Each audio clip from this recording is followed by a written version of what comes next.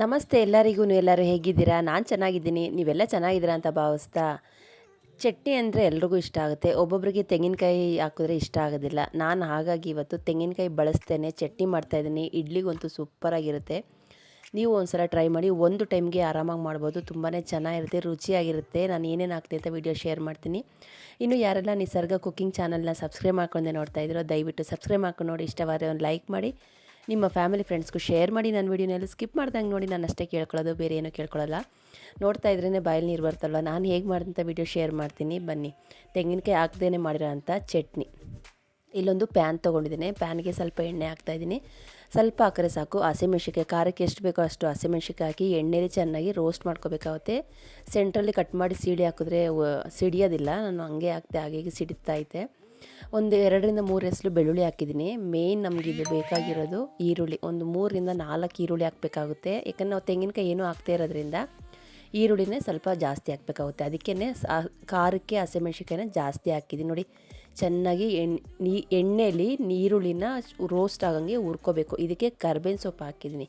ಕರ್ಬೇವಿನ ಸೊಪ್ಪು ಹಾಕೋದ್ರಿಂದ ಅದು ಸ್ವಲ್ಪ ಕಲರ್ ಚೇಂಜ್ ಆಗಿದೆ. ಕರ್ಬೇವಿನ ಸೊಪ್ಪು ಹಾಕಿ ಚೆನ್ನಾಗಿ ರೋಸ್ಟ್ ಮಾಡಬೇಕಾಗುತ್ತೆ. ಇದಕ್ಕೆ ನೋಡಿ ಕೊತ್ತಂಬರಿ ಸೊಪ್ಪು ಹಾಕಿದ್ರೂ ಆಗುತ್ತೆ, ಇಲ್ಲಾಂದರೆ ಕೊತ್ತಂಬರಿ ಸೊಪ್ಪಿಂದ ಕಡ್ಡಿ ಇರುತ್ತಲ್ಲ ಅದನ್ನು ಹಾಕಿದ್ರೂ ಆಗುತ್ತೆ. ಯಾವ್ದು ಹಾಕಿದ್ರೂ ಚೆನ್ನಾಗಿರುತ್ತೆ ಈ ಚಟ್ನಿಗೆ.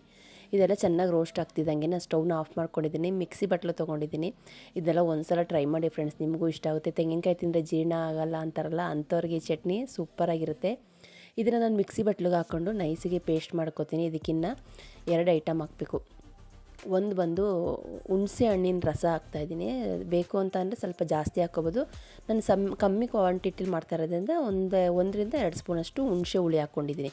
ಇದಕ್ಕೆ ರುಚಿಗೆ ತಕ್ಕಷ್ಟು ಉಪ್ಪು, ಬೇರೆ ಏನೂ ಇದಕ್ಕೆ ಬೇಡ. ಇಷ್ಟೇ ಸಾಕು. ಎಷ್ಟು ಚೆನ್ನಾಗಿರುತ್ತೆ ಅಂದರೆ ಅಷ್ಟೇ ರುಚಿಯಾಗಿರುತ್ತೆ. ಇದನ್ನು ಒಂದು ನೈಸಾಗಿ ಪೇಸ್ಟ್ ಮಾಡ್ಕೊತೀನಿ. ಎಷ್ಟು ನೈಸಿಗೆ ಅಂದರೆ ಆದಷ್ಟು ನೈಸ್ ಆಗುತ್ತೆ. ಇದು ಈರುಳ್ಳಿ ಅಲ್ವಾ ಹಾಕಿರೋದು, ಗಟ್ಟಿ ಪದಾರ್ಥ ಏನೂ ಹಾಕಿಲ್ಲ ಇದಕ್ಕೆ ನೋಡಿ. ಲಾಸ್ಟಲ್ಲಿ ನಾವು ಒಂದು ಒಳ್ಳೆ ಒಗ್ಗರಣೆ ಕೊಟ್ಟರೆ ಸೂಪರಾಗಿರುತ್ತೆ. ತೆಂಗಿನಕಾಯಿ ಬಳಸ್ತೇನೆ ಮಾಡಿರೋ ಅಂಥ ಚಟ್ನಿ ನೋಡಿ. ಎಣ್ಣೆ ಇಟ್ಕೊಂಡಿದ್ದೀನಿ. ಸಾಸಿವೆ ಜೀರಿಗೆ ಒಗ್ಗರಣೆ ಬಿತ್ತು ಅಂತಂದರೆ ಆ ಅಡುಗೆನೇ ಒಂದು ಒಳ್ಳೆ ಟೇಸ್ಟ್ ಅಲ್ವಾ. ಹಾಗಾಗಿ ಸಾಸಿವೆ ಜೀರಿಗೆ ಹಾಕಿ ಸ್ವಲ್ಪ ಕರ್ಬೇವಿನ ಸೊಪ್ಪು ಹಾಕಿ ಅದೆಲ್ಲ ಚಿಟಪಟ ಅಂತಿದ್ದಂಗೆ ನಾವು ರೆಡಿ ಮಾಡಿ ಇಟ್ಕೊಳ್ಳೋದ ಚಟ್ನಿಗೆ ಹಾಕಿದ್ರೆ ಸೂಪರಾಗಿ ರೆಡಿ ಆಗುತ್ತೆ ನಮ್ಮ ತೆಂಗಿನಕಾಯಿ ಹಾಕ್ತೀನಿ ಮಾಡಿರೋ ಅಂಥ ಈರುಳ್ಳಿ ಚಟ್ನಿ. ನಿಮಗೂ ಇಷ್ಟ ಆಗುತ್ತೆ ಅಂತ ಭಾವಿಸಿದ್ದೀನಿ, ಹಾಗಾಗಿ ವಿಡಿಯೋ ಶೇರ್ ಮಾಡಿದ್ದೀನಿ. ಈ ವಿಡಿಯೋ ಇಷ್ಟವಾದಲ್ಲಿ ಲೈಕ್ ಮಾಡಿ, ಶೇರ್ ಮಾಡಿ, ಕಮೆಂಟ್ ಮಾಡಿ. ನಿಸರ್ಗ ಕುಕಿಂಗ್ ಚಾನಲ್ನ ಇನ್ನೂ ಯಾರೆಲ್ಲ ಸಬ್ಸ್ಕ್ರೈಬ್ ಮಾಡ್ಕೊಂಡೆ ನೋಡ್ತಾ ಇದ್ರೋ ದಯವಿಟ್ಟು ಸಬ್ಸ್ಕ್ರೈಬ್ ಮಾಡ್ಕೊಂಡು ನೋಡಿ. ಇಷ್ಟವಾದರೆ ಒಂದು ಲೈಕ್ ಮಾಡಿ, ನಿಮ್ಮ ಫ್ಯಾಮಿಲಿ ಫ್ರೆಂಡ್ಸ್ಗೂ ಶೇರ್ ಮಾಡಿ. ಮತ್ತೆ ಬರ್ತೀನಿ, ಹೋಗಿ ಬರ್ತೀನಿ. ನಮಸ್ತೆ, ಬಾಯ್ ಬಾಯ್ ಫ್ರೆಂಡ್ಸ್.